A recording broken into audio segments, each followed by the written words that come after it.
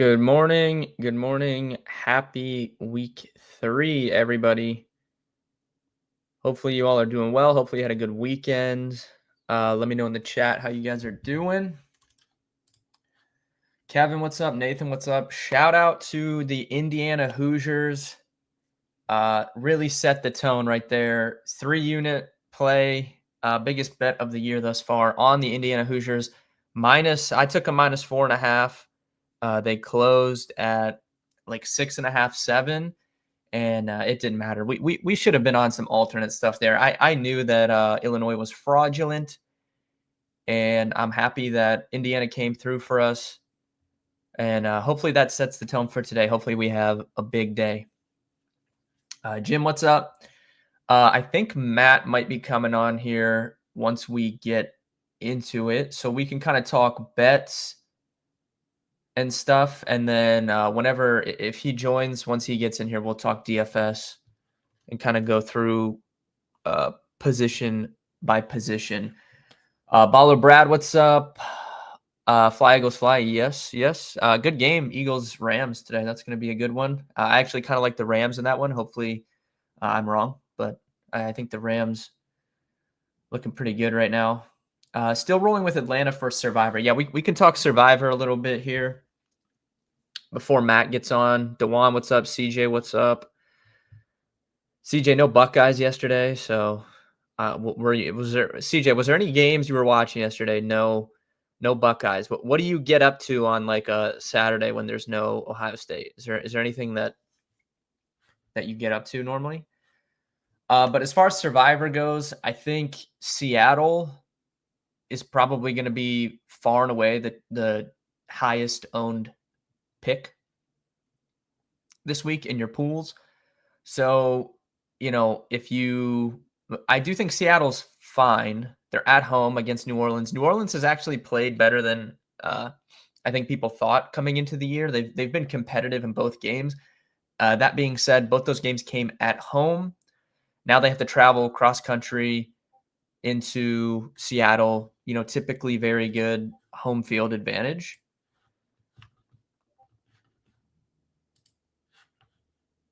But I don't know. Rattler has been good too. But I still feel pretty confident in Seattle. But they are going to be the highest owned pick. So if you're someone that doesn't like to take the highest owned pick in your Survivor pools, I would avoid Seattle today. I think I'm going to go with the Atlanta Falcons. I have 2 entries live in my main pool. I'll probably split, go one Seattle, one Atlanta.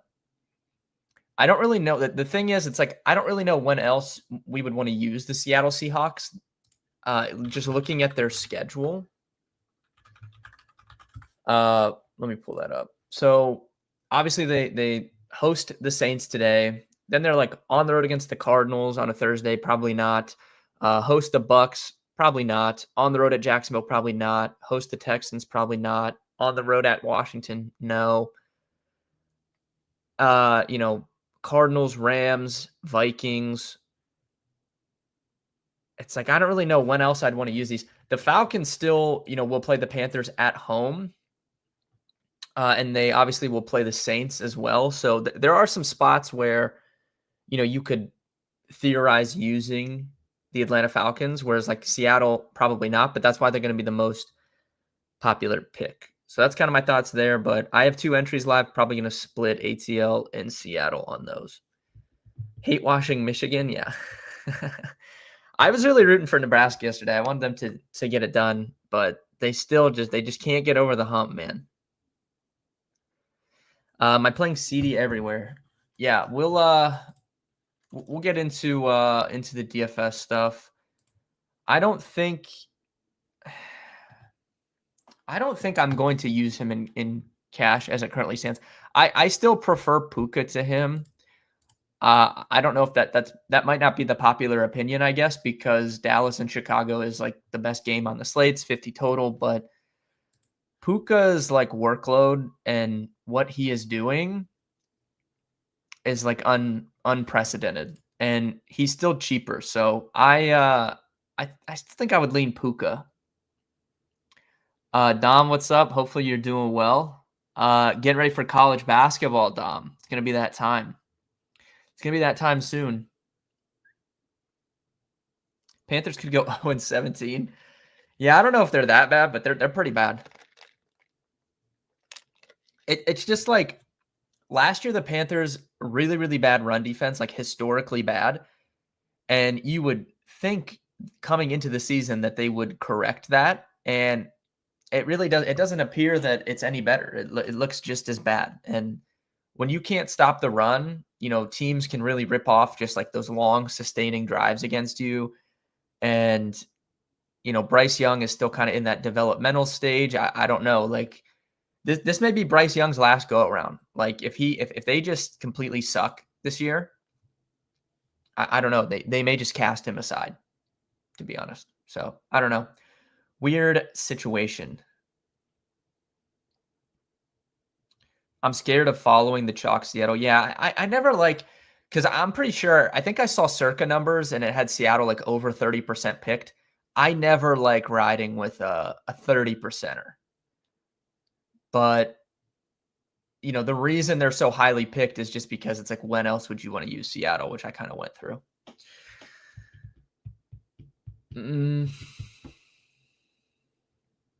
Play Puka with CD and Johnson at tight end. I don't have a problem with that. I would not play Puka and CD together in cash.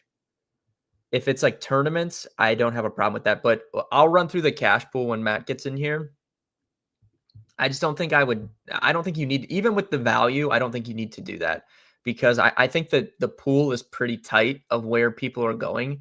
Unfortunately, this happens when we get these like supreme value slates, but I truly think it's like a 2v2, 3v3 that everyone's debating. And I don't like weeks like that because it's like a true coin flip. And what I was looking at is like less than half a point off projection. So it's just like truly a coin flip. Like you just have to pick right. But that's what happens when we have all this value.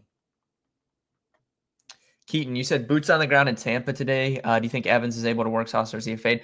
I have no problems with Mike Evans in tournaments. I think he's a good play. I actually really like Garrett Wilson in tournaments. I kind of came onto that this weekend. Pretty good. Like I feel like Tyrod Taylor will kind of lean on him a little bit. You can definitely pick on the back end of Tampa's secondary. And because of like the ownership really concentrating in these spots, which I wrote in my player pool article, I kind of like just getting off the board at wide receiver, especially like if you're going to play the chalky running backs. Like you can go cheap running backs, and then all these like mid to upper receivers that aren't CeeDee Lamb or the Bears guys, or I guess like Puka or Jackson Smith-Njigba, like anyone in that range, 6K, 7K, I feel like you're going to get pretty low ownership on. So I like Garrett Wilson a lot. I like Evans is fine. You could correlate those guys together if you want, or you could just one off them. I don't have any problems with that, but I think Evans is fine, especially with Ibuka potentially banged up a little bit. Like that just works more so in Evans' favor. I'm definitely not scared of Sauce though. Good player, but the only corner that I really would be scared of at this point is Surtain. I'm not really too worried about anybody else. Favorite tournament stack?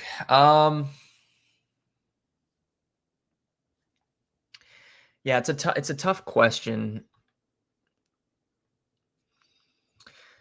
I would say, Ryan, for me right now, I do like the Wentz stuff, and I do like Drake May. Those are kind of the two, and Herbert. Those would be my three. Herbert, of the ones I just named, Herbert, Wentz, and Drake May. Herbert has the highest chance of coming in higher owned than we expect, I would say, because it's first and foremost, it's the easiest pivot off of the late game, that being Chicago and Dallas. So if you're, way behind on stuff going into the afternoon and you're looking to late swap, I think most people would be swapping off of that chalk game onto the Herbert stuff. So And then people have also come around to how much the Chargers are throwing the ball. So I think of those 3 stacks I named, that's the most likely to come in higher owned. But I like all 3 of those spots. Wentz, I think, is interesting because when I made the first look video on Tuesday, it was very clear that he was 4K. We were going to play him in cash, and then we ended up getting Marcus Mariota, and they're the same exact price. Marcus Mariota has more of a rushing floor, and we've also seen Marcus Mariota play football more recently for this team, and him put up good fantasy numbers. So anyone that uses like projections of any sort is going to be playing Mariota if they're spending down and playing a punt quarterback. And it's also just, I feel like if you're hand building, it just feels better and like safer to go with Marcus Mariota. So I think you should get Wentz at pretty good ownership. I talked about this with Matt earlier this week. I feel like I know Minnesota's been pretty run heavy, and they said they're going to be run heavy and like Mason's going to get this big workload. But the reason why you play Wentz in tournaments is A, Mason's going to be super chalky, so you're getting direct leverage off of that. B, there is a chance that Kevin O'Connell, without JJ McCarthy in the lineup, just goes and has more confidence in being throw heavy because it's not JJ McCarthy, and he feels more confident calling his offense. And he has Justin Jefferson, who can just carry you to a big game. And he's going to be extremely less owned than Mariota, in my opinion. So that's why I think the Wentz stuff is interesting. You also have easy run backs in that game. If you want to do Chase Brown, if you want to do Jamar Chase, if you want to do T. Higgins, it's pretty clear. And then the Drake May stuff, I mean, Pittsburgh's defense, if you go back and watch games at all, like I don't know if anything has stuck out to me more than this just not being a Pittsburgh Steelers defense. They look terrible. They look old and slow. TJ Watt has not done anything at all. And Drake May has looked good, in my opinion. And again, he has a little bit of a rushing floor. We saw him run a touchdown in last week. They're at home. I can definitely see Drake May having a good game. And he's cheap enough to where you can still have a pretty loaded lineup given the value at the other positions. Like even jumping from one of those 4K quarterbacks up to Drake May, you can still make a pretty stacked lineup. I don't even know, like, honestly, Ryan, the builds that I've played around with, I haven't even stacked Drake May. I just put a piece of that game in, whether it be, Jalen Warren, DK Metcalf. You could go Jonnu Smith, Steelers tight end. But I like Jalen Warren a lot in that mid-tier at running back. So I might just play Drake May, Jalen Warren, and kind of load up on high ceiling plays at every other position. I don't even think you need to stack them. If you wanted to force a stack, it'd probably be Kayshon Boutte, but like, I don't know. There's just other receivers I would rather play. So I think Drake May by himself is completely fine. If you guys have any season-long questions, you can drop those in as well. Quinshon or Diggs, half PPR season-long. Super tough matchup for Quinshon, but I think you have to go him. Diggs' like snap rate has been kind of weird. Maybe they give him full run today. Maybe they don't. I don't really know. The Browns seem very committed to giving Quinshon Judkins the ball. So I know like it's really tough to run on the Packers, but from just a touch and volume standard, I think Quinshon is more in line for touches today. So I'd probably lean him. Kevin, you said FanDuel Cash, Nico, Raiders, JSN Jags. I would take the second one there. I don't have either of those guys though on FanDuel. For me, I think Petersall and Rome are probably the top FanDuel cash plays. And if you play both of them, it's pretty easy to get up to one of the expensive guys then. So I kind of skipped over that range, but I would take JSN Jags of those two combos that you listed.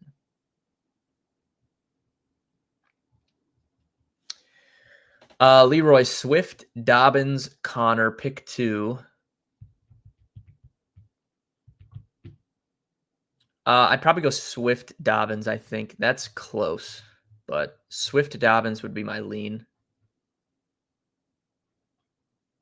Full PPR, Ioman or Bill. I would go Bill, Ryan. still getting the bump of playing with a mobile quarterback, even with Daniels being out. Like Mariota's still mobile enough to where, that could give a slight increase. And, now we have no Eckler. Raiders in just a bad spot here for the Raiders. Short week, cross country. Gino I've talked about this a few times, but Gino has pretty significant like indoor outdoor splits. So we're getting him outdoors, on the road, short week, cross country. Good spot for the Commanders. If they're winning, maybe they just really feed Krosky Merritt and kind of get him going. So I'd lean Bill on that one.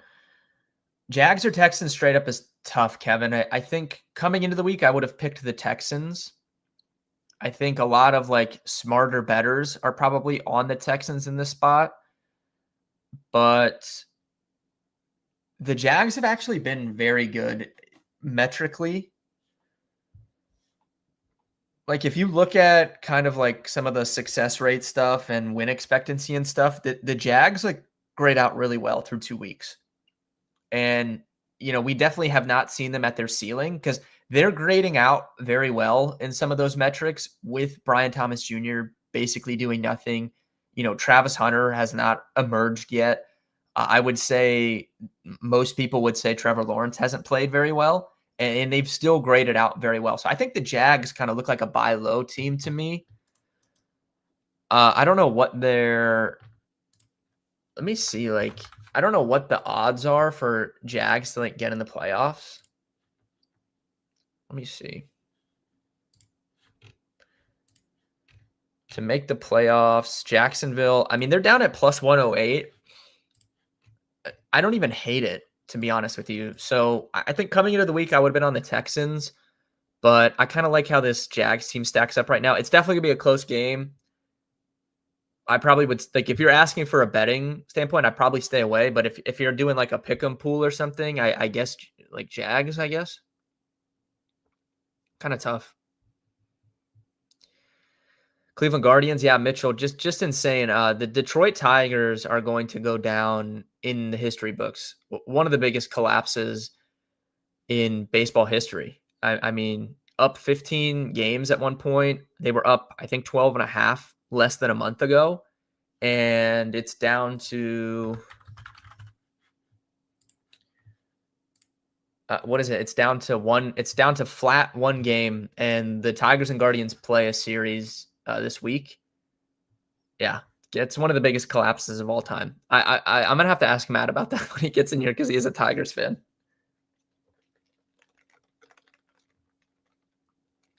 Pick 'em pool, Kevin. I'd probably just ride Jags then. How do you feel about Hampton?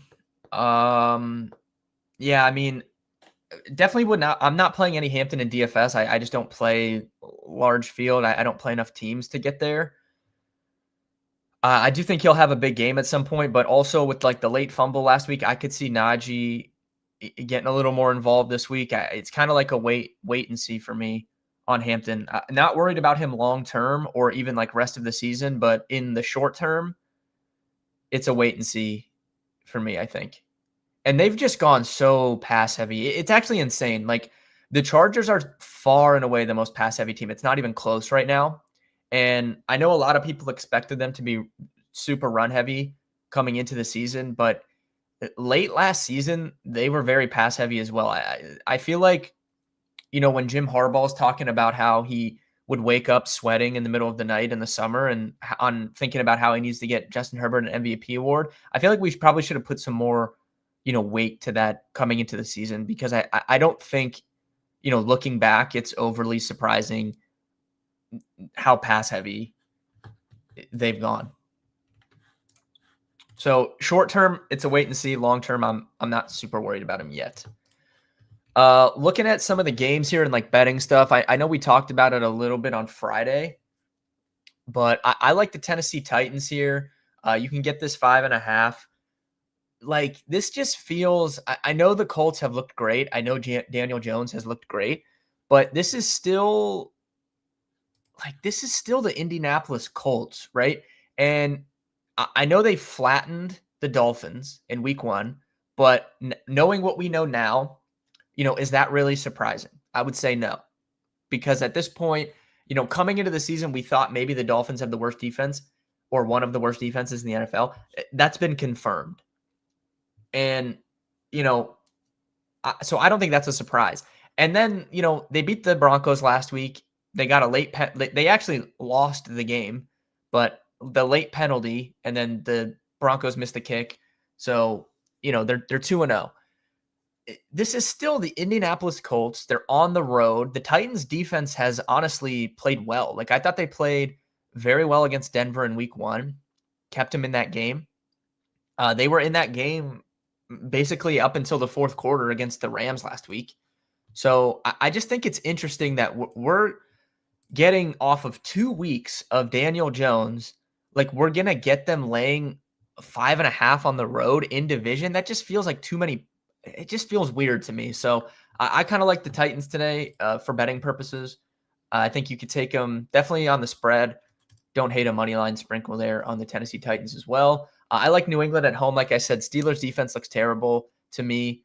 And the Patriots defense doesn't look very good either. So this might actually be a Steelers Jets situation where it ends up higher scoring than expected. But I kind of like the Patriots at home. I told you guys on Thursday or Friday, whenever that was, I took the Jets +7 in this game at 6.5. Very, very concerning, obviously. Like the Jets are not good, but Tampa, down all these offensive linemen, banged up Emeka Ibuka. They're banged up on defense too. They've been pretty lucky, I would say, to start the season. So I think the Jets can hang in this game. Not saying I think the Jets win, but given a touchdown, like if you can get the +7, I took the Jets in that one. So a couple dogs that I like this week: Jets and Jets and Tennessee.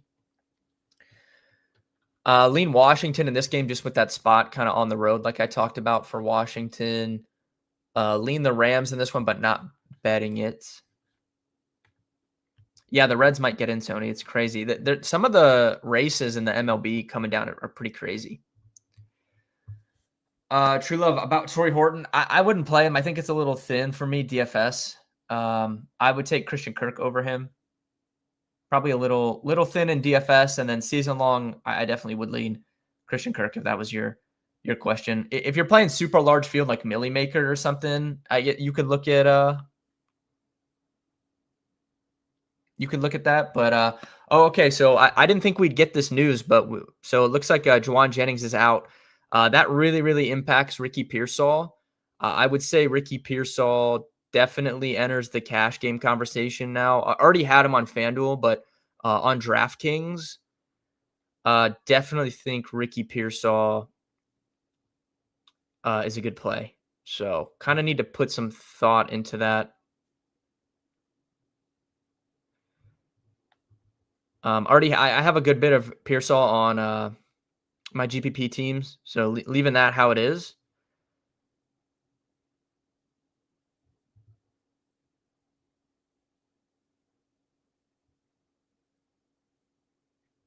Definitely a 3 running back week. Yeah, I think for sure. So I think DraftKings cash. I don't know. We'll see if Matt hops in, but I'll switch over to that for now. So we'll kind of run through. I want to see where Pearsall ends up projecting now that we get this official news that he's out.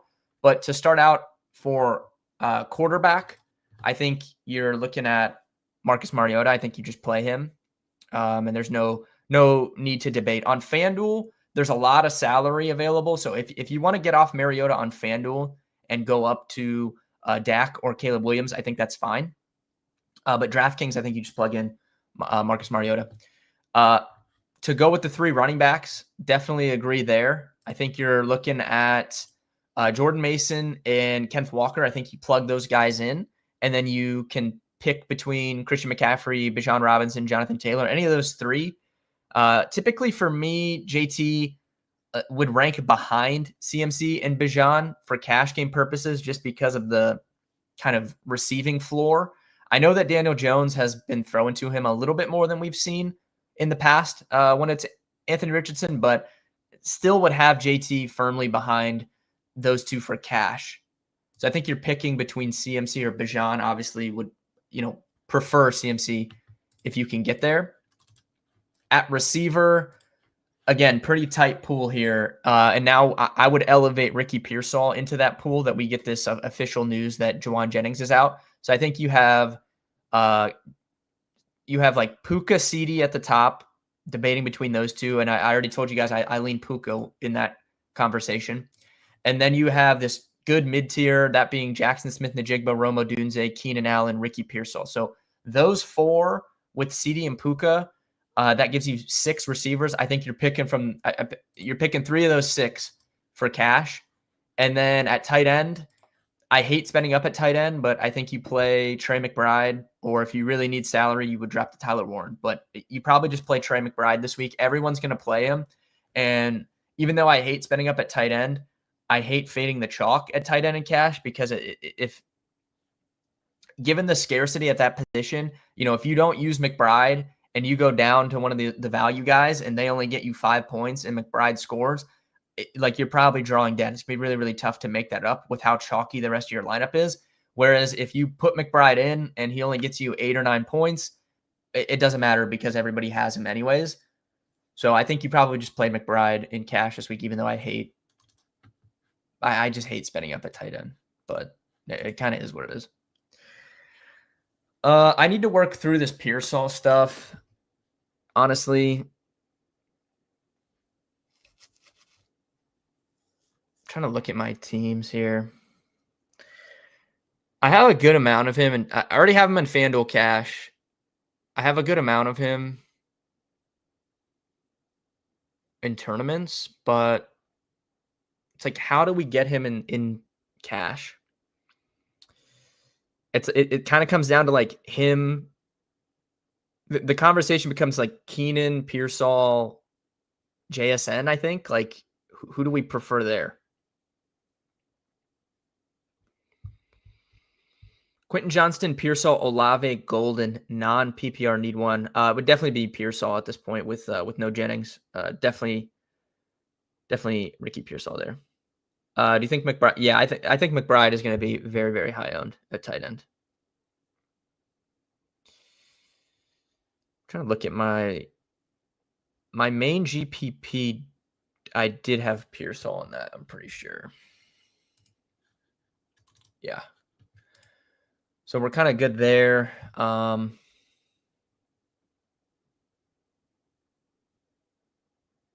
don't know. I'll have to check projections after I get off the stream and play around with it.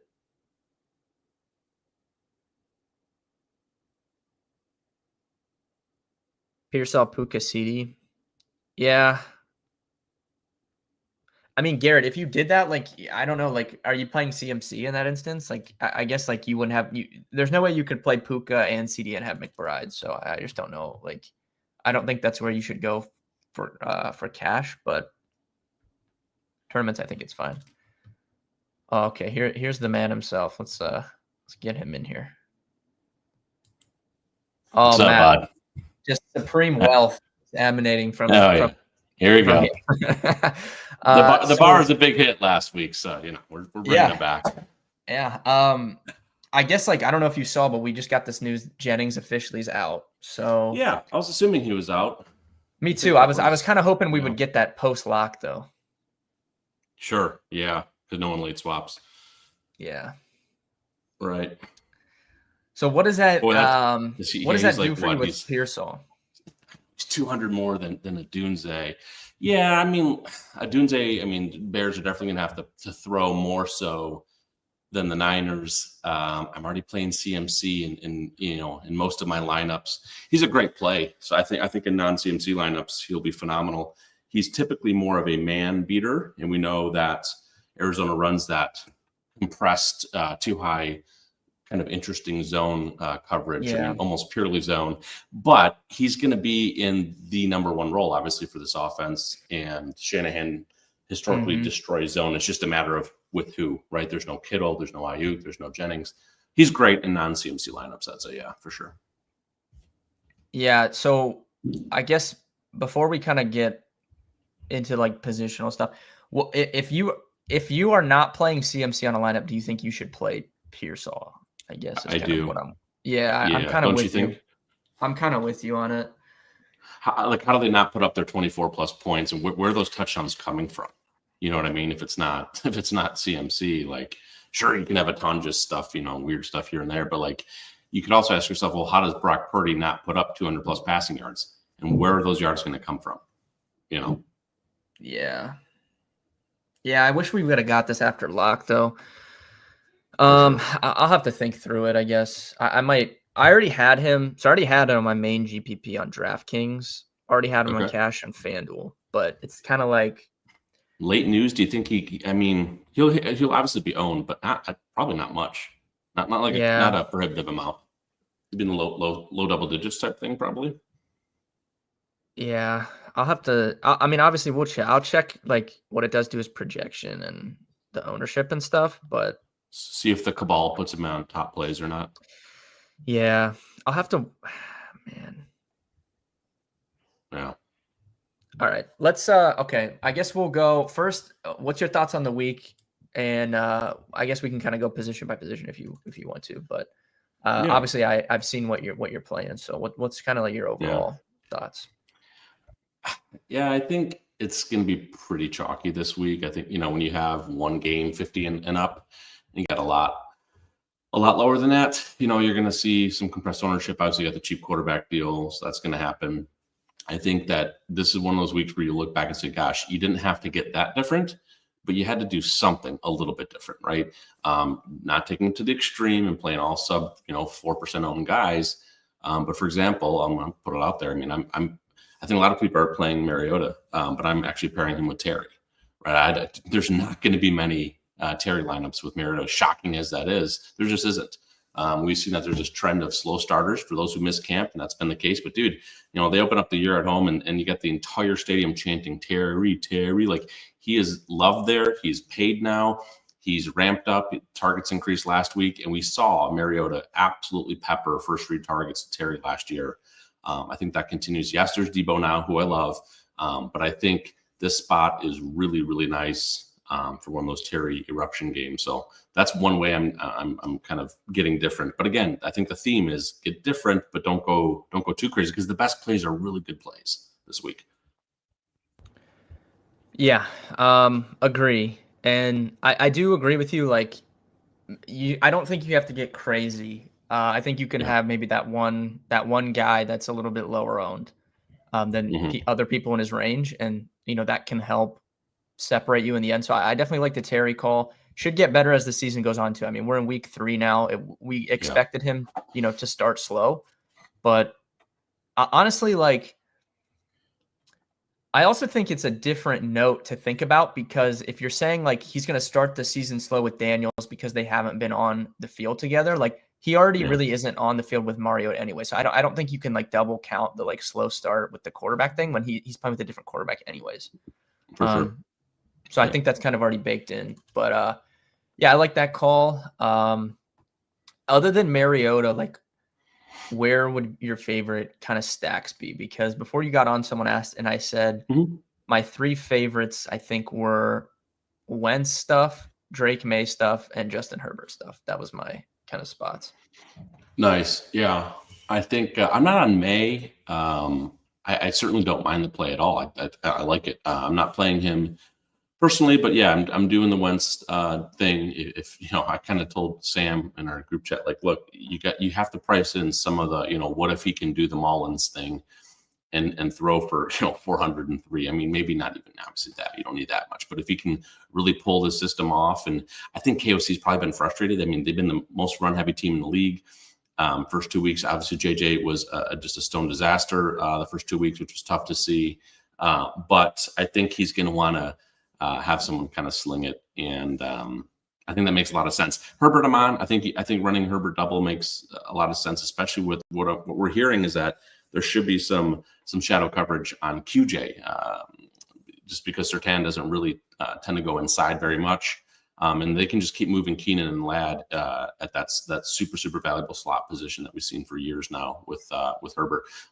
Yeah, my other one is Dak. I just think, did you mention Dak or no? I don't think you did.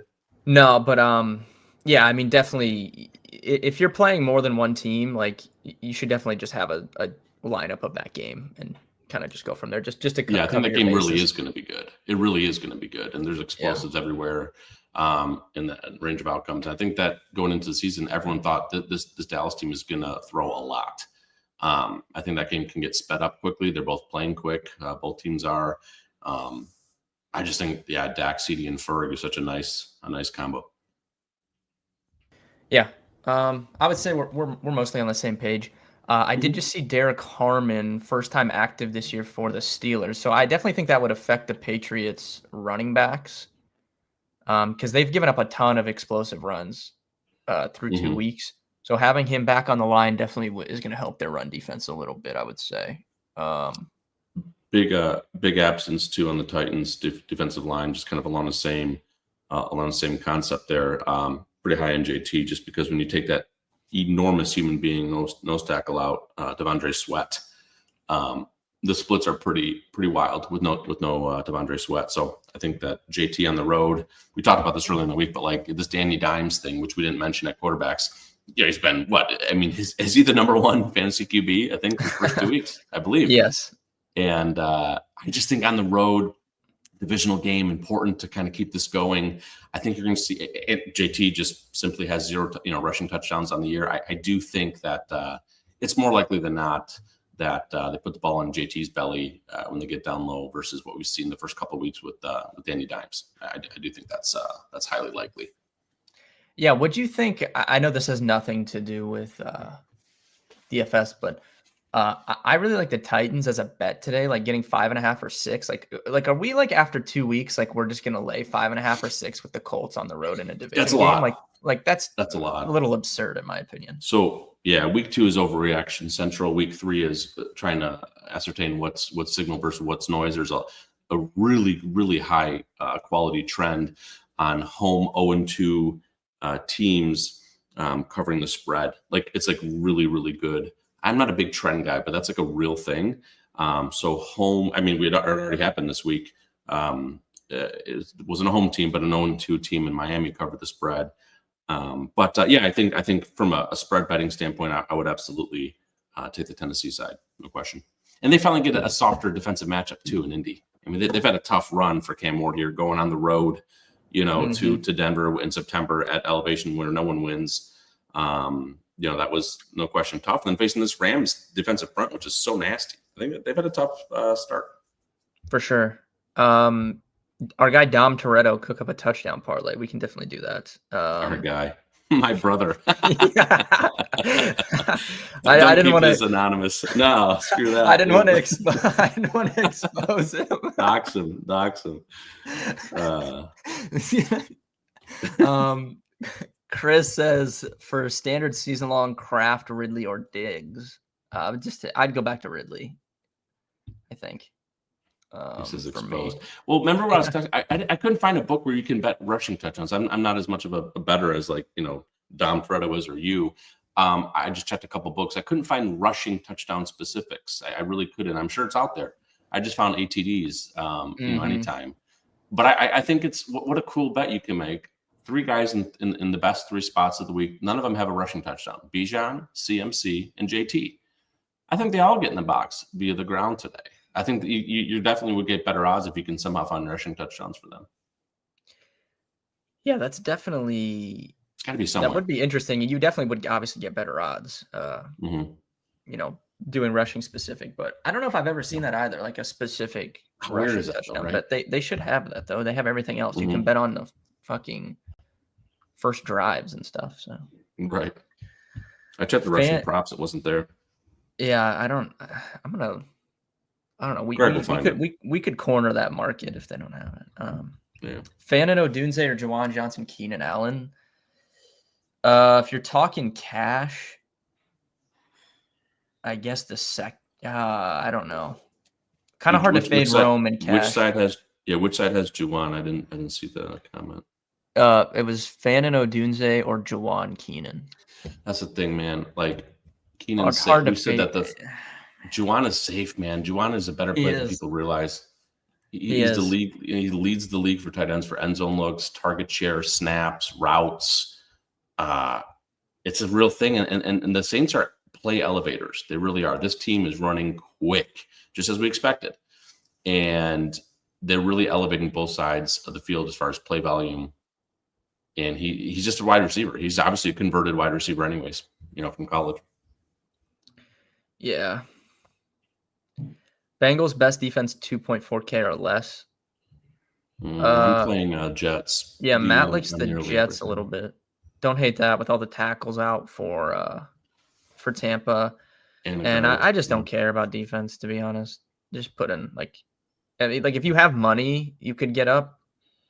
I don't hate like the Titans at 25, like we just talked about. Like Daniel Jones on the road still could turn into Daniel Jones. We just don't know. But yeah. Jets at pure punt is fine.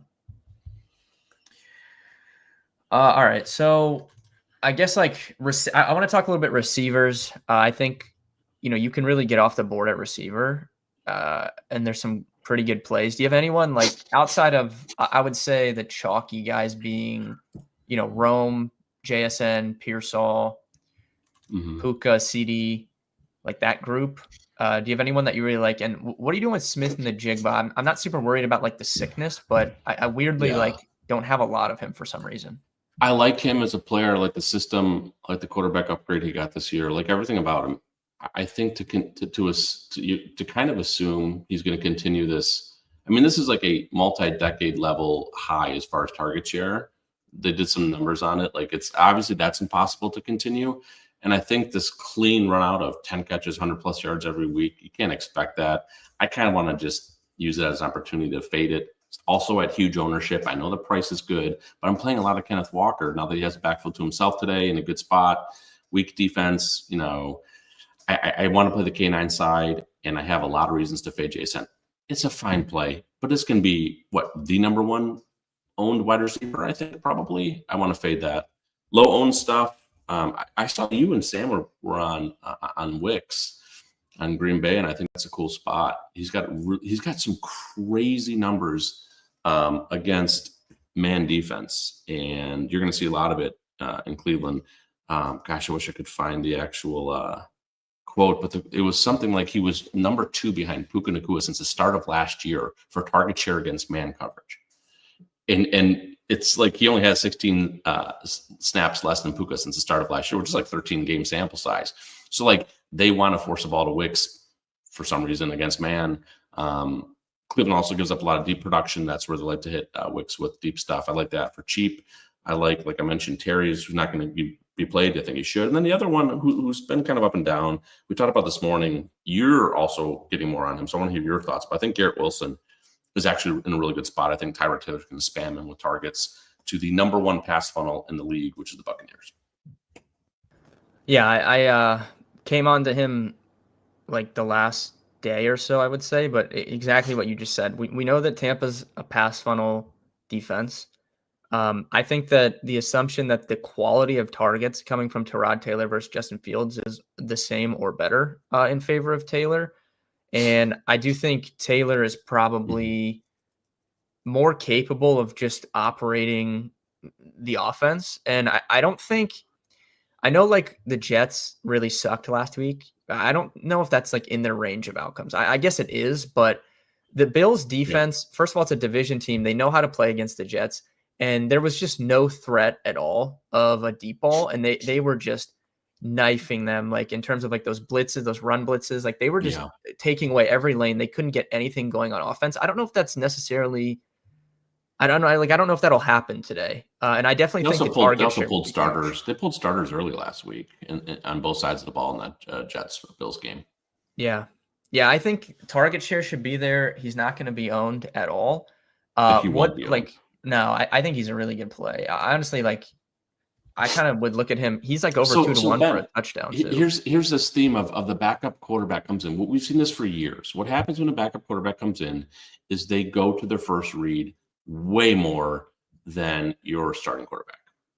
That's what the coaches want them to do as well. Quick first read, run a more simplified offense, and do high percentage throws. You're going to see Wentz to JJ. You're going to see, obviously, Browning to Chase. And then other examples, like I mentioned, right, of Mariota to Terry And you got, now we're talking Garrett Wilson, Tyrod to Garrett Wilson. I think that's a theme that I want to lean on today, because it is a real thing. And it makes sense too. Yeah, it makes a lot of sense. And I obviously like your call on Wicks. I like him for value. Definitely interesting way to play, because so many people will be taking the value running backs. I don't think with all the salary anyone's really playing a sub 4K receiver this week. But Wicks, Agreed. Yeah. good matchup. Should be more expensive. Like he should be closer priced to Dobbs at 48. Like he should be in that mid 4K range, I think. So you could play Wicks and then like really just flip the build and get two expensive running backs and do something interesting there. Yeah, I like it. What are the low end? Or are you on Tedrow McMillan at all today? I think that spot without AJ Terrell, Atlanta gave up top 3 production to outside receivers last year. He's looked really good. And he's been so close to just having mammoth games, right? I mean, I don't think people are playing McMillan. I don't know why they wouldn't. No, I think he's a good play. I don't know if I ended up with any of him, but don't hate the spot. It kind of fits the mold, right? Like I think anyone in that range is a good play because Rome is going to get so much. Now we have Pearsall is going to pull a little bit, and then if you go up, it's like JSN is going to get a bunch. So I don't see how anyone else in that range is really owned out after JSN and like Pearsall and Rome. Yeah, for sure.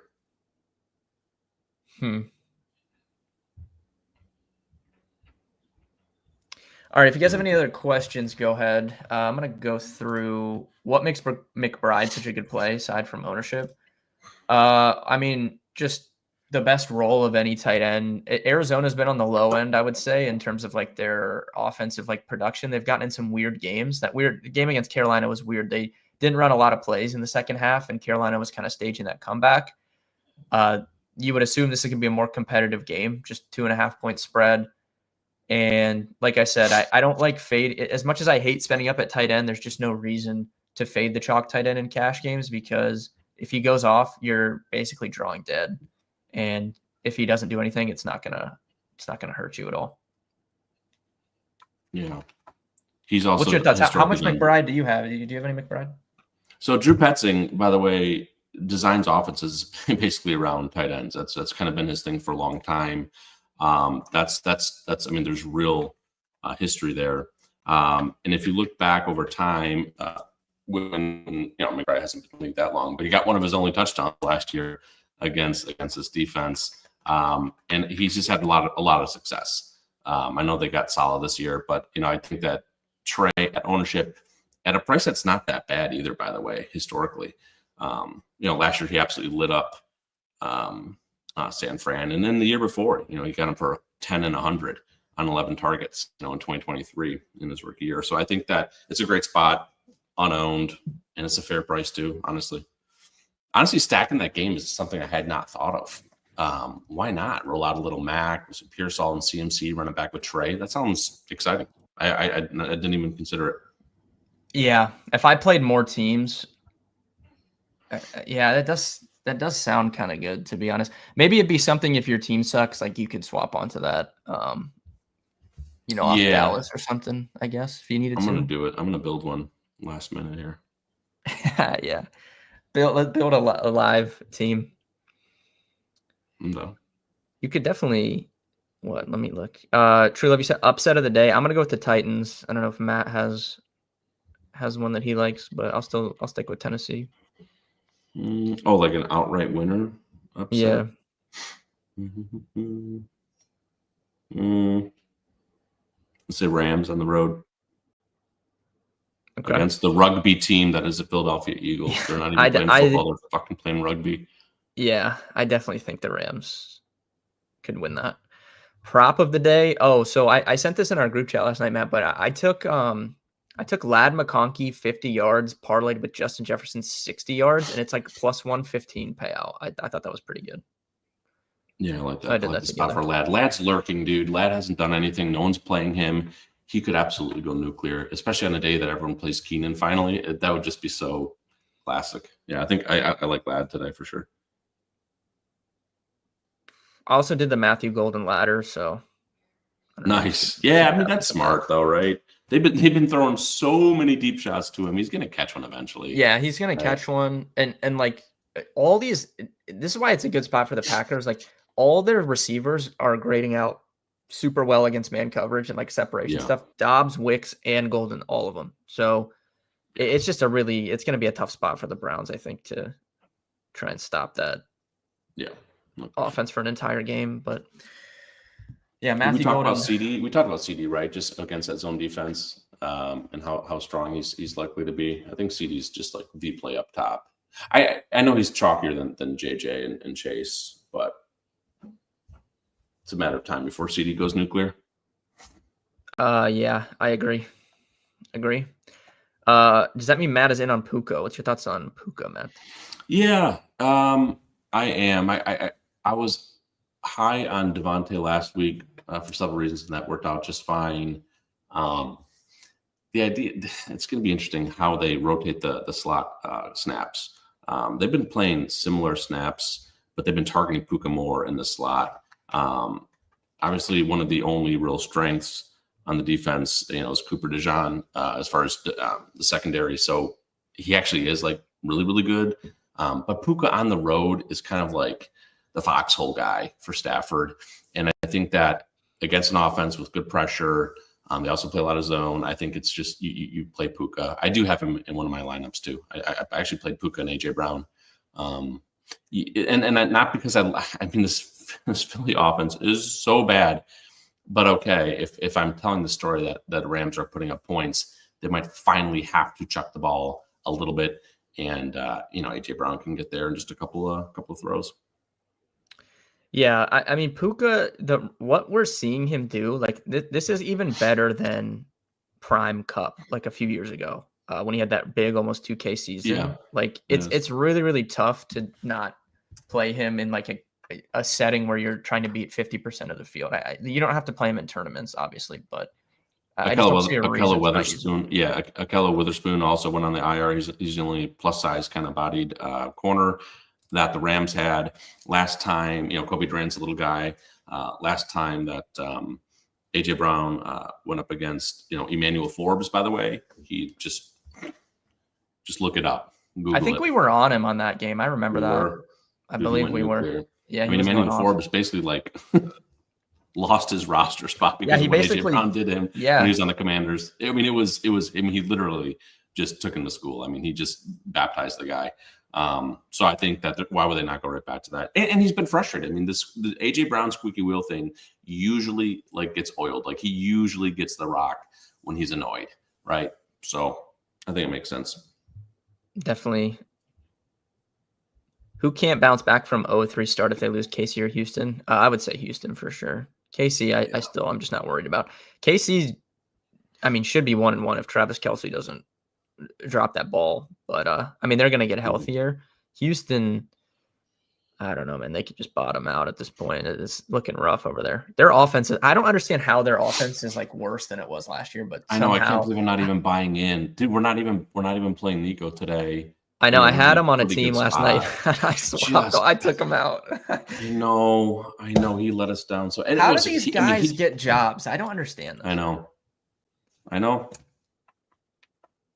And we came into this year thinking that this new offense under Nick Caley with the Texans was going to be like way better than PFF Bobby. It's worse. It is. I would say it's worse. It's worse. Yeah. At least Slowick would just spam Nico, and get him some high value looks, and that was all they had. This guy doesn't even scheme anything for Nico. Like they don't even have anything at all. It's crazy. It's so bad. It's so bad, and it's so frustrating because Stroud and Nico should be one of those pairings in this league that you're like, damn. Whatever. I know. And look, I'm not pretending that I'm qualified to coach in the NFL or coach anything at all. But right. if you're sitting there, how are you not like? I have Nico Collins on my team. Like, how can I get the ball in this guy's hands at all possible? I think he's the for anyone like 6'3" or taller. I think he's the quickest, fastest receiver in the league for his height. I think that's unquestionably true. Yeah, the guy ran like a 6.73 cone. Like he's a freak. Great hands, great route runner. It's so sad, man. Like and this is like sacrilegious for me to say because I am Mr. Julio, but he had those early career Julio comps for a reason, Yeah. So it just sucks. Whatever. It's insane. Oh, your brother's got CMC 4 catches plus CD 70 yards, minus 103. Definitely like strong. That. Especially with no Jennings. Check the weather in Chicago. I mean, I think it's okay. Last I heard is that if it gets bad, it might even be like lightning and they'll just pause it for a couple hours. But yeah, I should have did that at the start. But yeah, let me check weather in general. You know what? It actually looks okay. It looks better now than it did yesterday. Yep. Yeah. A few spotty downpours, they're saying. Everything looks fine. Yeah, it's actually fine. A little windy in Jacksonville, but yeah, I don't have much there. Half PPR Trevion, Keenan, and Ibuka need 2. Probably just Keenan and Ibuka, I guess. Yeah. Yep. Same. I'm still a believer in Trevion. I think that it's going to happen, but yeah, he'll be fine. But yeah.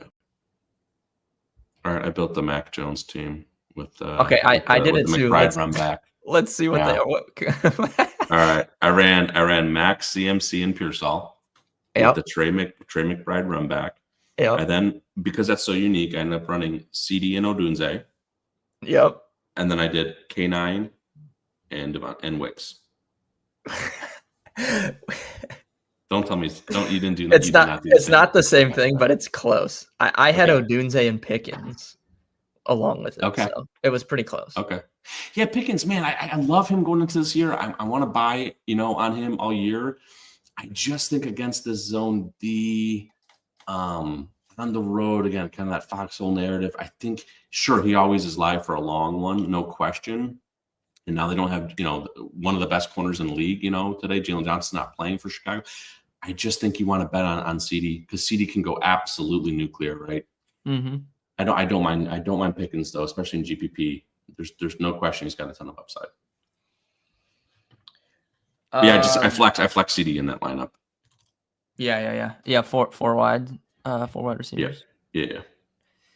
What's your thoughts on 4 wide receiver real quick versus 3 running backs today? Yeah, I mean, today there's so many good running back plays.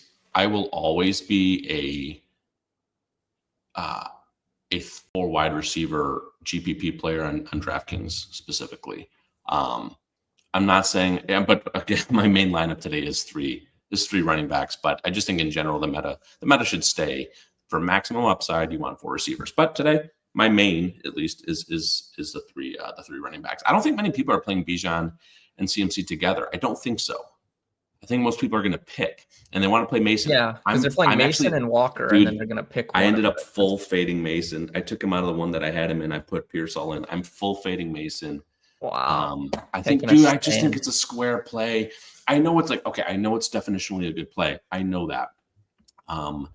And Darisaw is playing now for the Vikings, so which does change a little bit. But dude, I mean, if he kills me, then he kills me.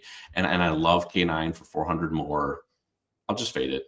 Whatever. I'm a full fade on Mason. So if he kills me, he kills me. Yeah. I don't mind it. I don't have a ton of him. So I definitely prefer Walker to him if you're picking one. Exactly. All right. Before we head out, touchdown parlay. I would say Bijan would go on mine. Mm-hmm. Would be like the starter. I kind of like Garrett Wilson. Like I said, over 2-1. Do you have anyone you like, Matt? I like JT a lot. Yeah. To get in the box today. I think CMC, they're going to continue to run the offense around CMC against that zone D. Those 4 all make sense to me. As far as receivers, I think Ted McMillan gets in the box today for his first career touchdown. Would that be his first? Yeah, it'd be his first touchdown. He hasn't scored yet. Yeah, I think he gets in the box today. I love it. Thank you guys for tuning in. Matt, do you have any bold calls? Any final thoughts here? Yeah, bold call, Terry McLaurin. Yes. Something like Scary Terry, something like a 7, 120, and 2. I'm just dancing in the streets, and all is well in the world. I love it. I'll go. I'll go the same thing, but I'll pick Garrett Wilson for I like for it. my big Hell game. yeah. But A couple of Ohio State guys. Ugh. yeah, Like that. Hey, Michigan State cover last night against USC. It was like 18.5. They fought hard, man. They fought hard. Yeah. Yeah. Thank you guys for tuning in. Don't talk about the Tigers, please. We're Oh, the worst team in history you of know baseball. what? You're off the hook because I said I was going to ask you about it, but I forgot. But that's dude, I'm glad you did. I'm so pissed. Just disaster. Dude, I can't even think about it. It makes me so angry. I still can't believe that. But look at the roster. Look, you can believe it. Just look at the roster. Yeah. We're frauds. We're frauds. Gosh, it sucks. Yeah, but Cleveland is not good either. This is the thing, though. Like, I know. What I don't understand, like how the Guardians do this every year. It just makes no sense to me. It's amazing. We're just stinking out loud for 2 months. But all right, thank you guys for tuning in. Good luck today. DFS bets, all that stuff. Matt, obviously, good luck today. Hope you. I say this every time, but we are due for a big one. Yeah, I think it's coming soon. So I like it. Good luck today, guys. I'll be live tomorrow, 4:00. We'll recap everything, and I'll see you guys then.